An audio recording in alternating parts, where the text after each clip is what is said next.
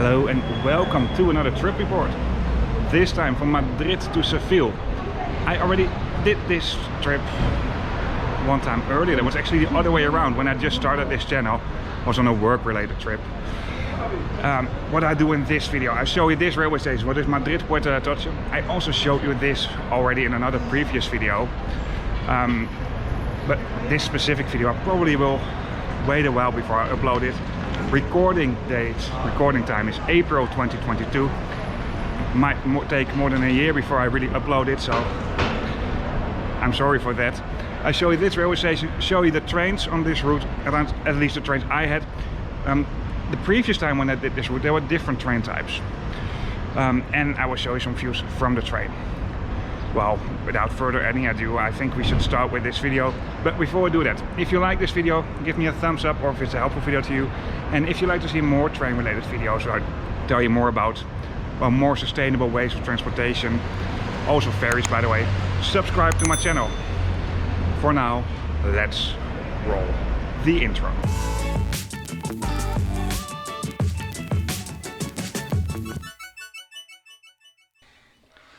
Madrid Puerta de Atocha is one out of two main railway stations in the city of Madrid. For the high-speed trains, this is the main railway station.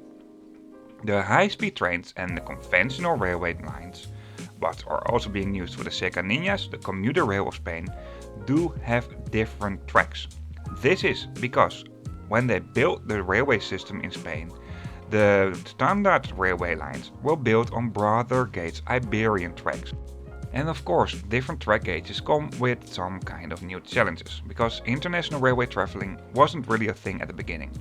This map shows all different track gauges in Spain.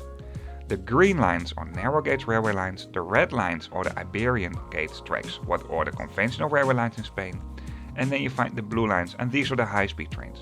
The blue lines are also going into France, as you can see. Even though there are trains nowadays that can easily switch between the broader Iberian gauge tracks and the standard gauge tracks, what are being used for high-speed lines and for the rest of Europe, this still comes with some limitations, and this is why this part of the railway station is different than the part where you find the high-speed trains.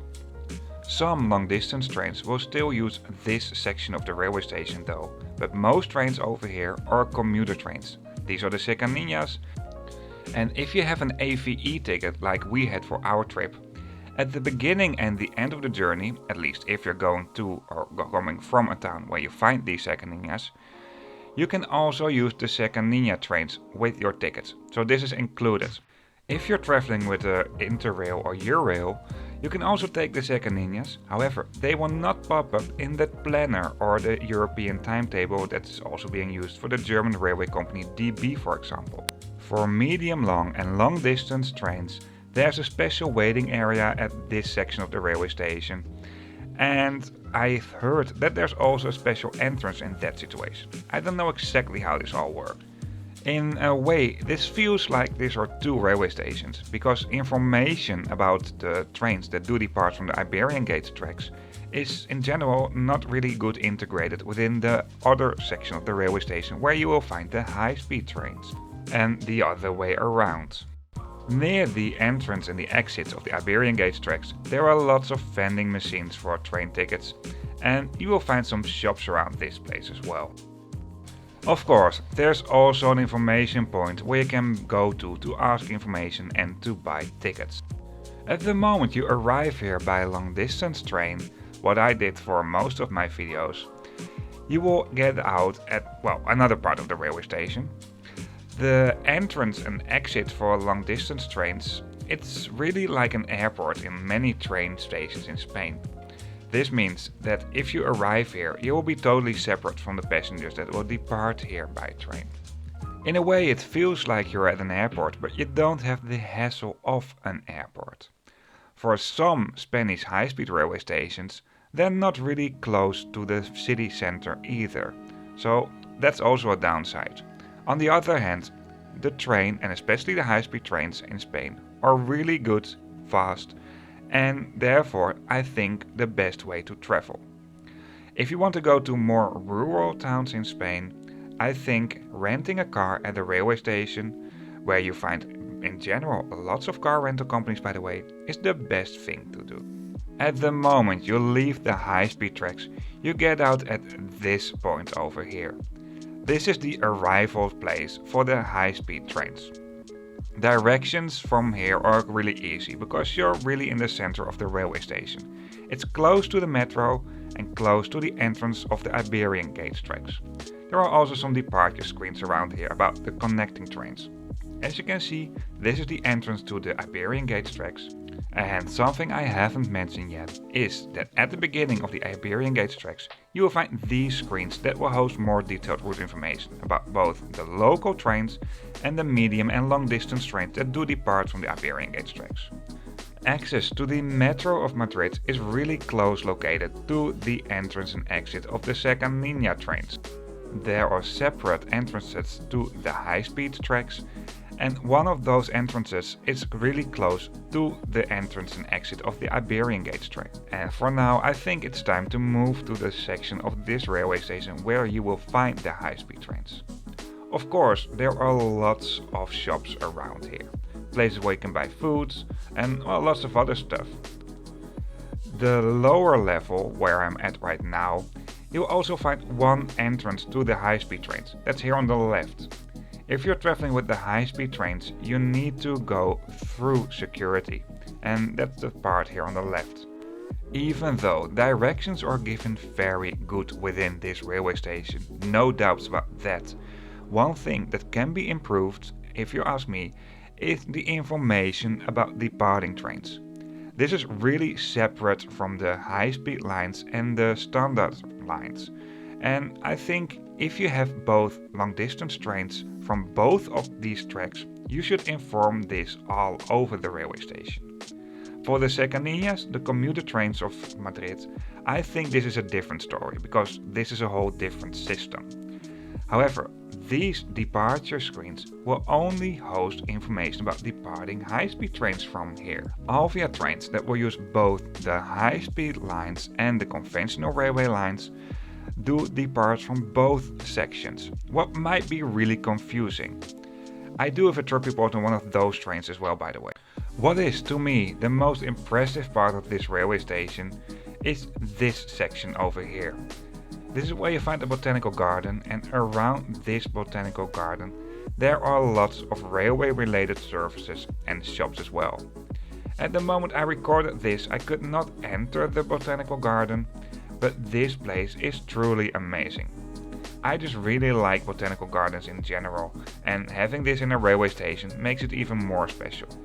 Entrance to the shops and most restaurants are located at the side, where you find also the entrance to the Cercanías and the entrance to the tracks. This is basically at the point where I just entered this section of the railway station.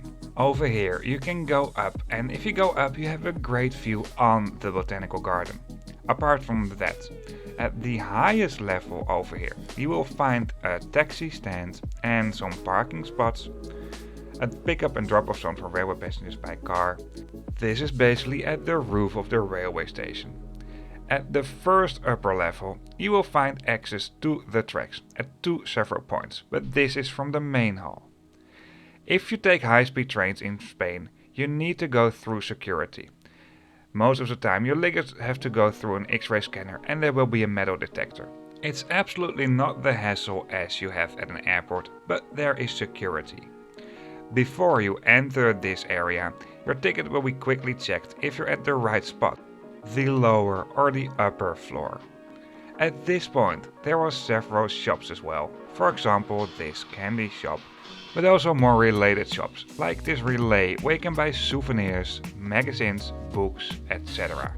A little more at the other side there are some restaurants and places where you can take away food, as you can see over here. Somehow I only had trains that were departing from the higher level, so I don't know about the facilities at the lower level, but I think it's a little bit less than here. In terms of public waiting spaces, I think this is something that can definitely be improved. There are not a whole lot of seats apart from the commercial spaces where you also find the restaurants.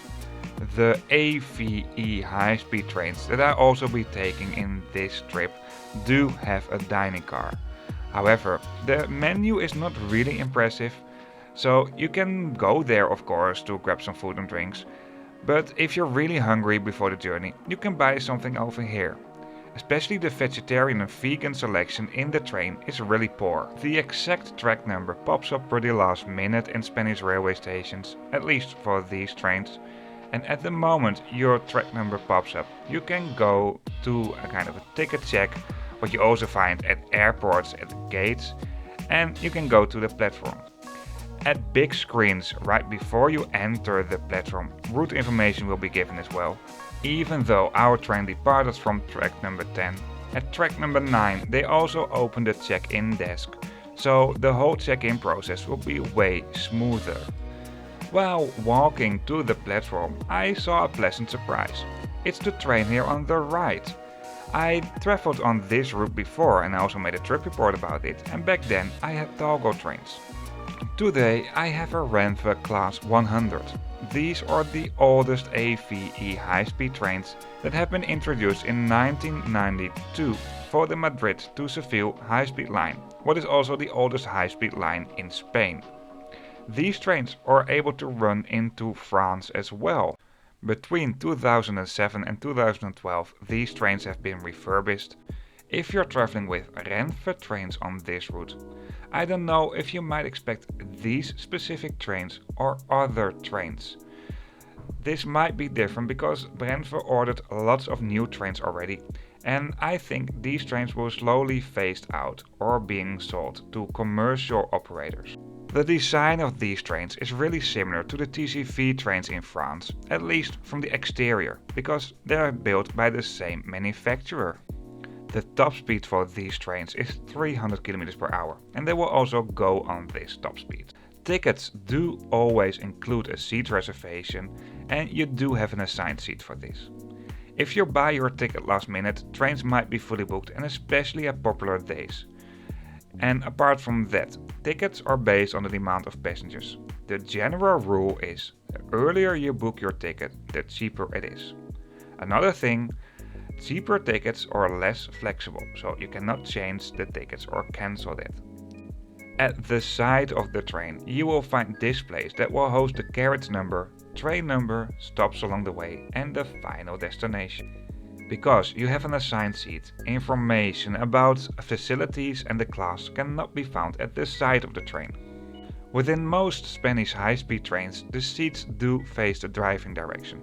This doesn't count for these trains though. The composition is fixed, therefore about 50% is driving into the driving direction and the other half backwards. Seat numbers can be found at the side of the seat and right below the luggage racks, where you also find a reading light by the way. The leg space is relatively okay. I'm a very tall guy and I recline my seat fully over here. At the seats that do have an airline composition, you find a fold-out table in the seat in front of you, right below that a magazine rack, a foot rest, reading lights at the side like I mentioned before. All windows do have a sunscreen, and at the back end between the seats you will find an entertainment system. Right below that there's an armrest. Power plugs might be a little bit hidden, but they are there right below the armrest.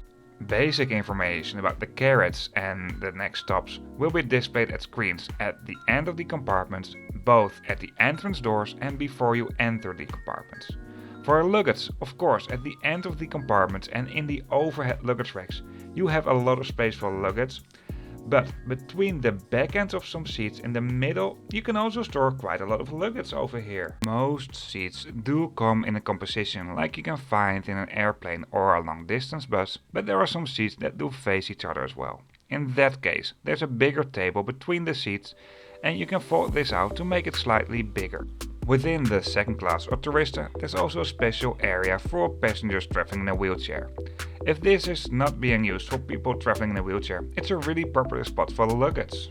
And near the entrance doors of these trains, there are some spare seats. Screens at the ceiling will play movies, and you can use the entertainment system what's integrated within the seats to link your headphones to these movie screens. You need a 3.5mm plug for this, by the way.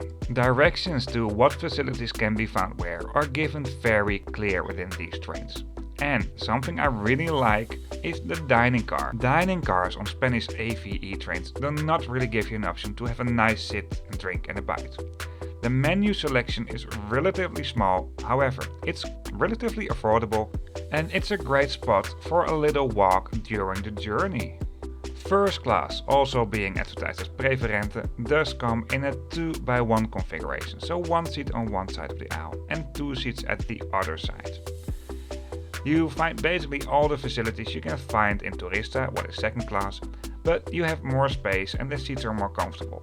The service level is also higher and you can also use the first class lounges at some railway stations. By the way, free Wi-Fi is available in this train in all classes.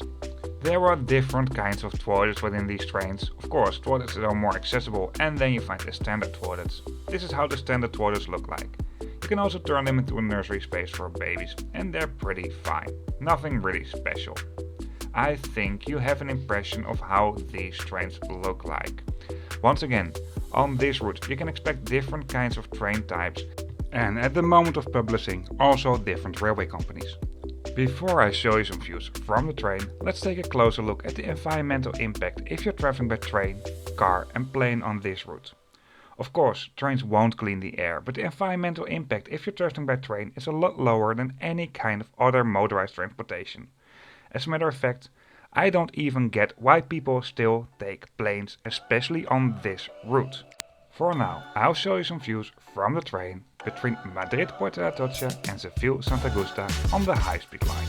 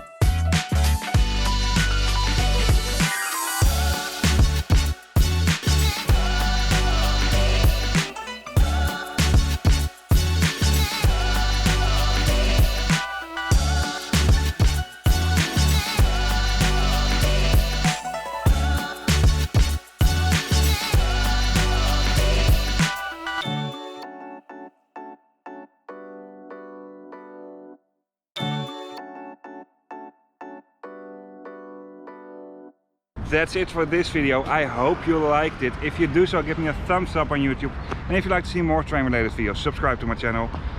I already featured this route the other way around. It was one of my first trip reports in Europe.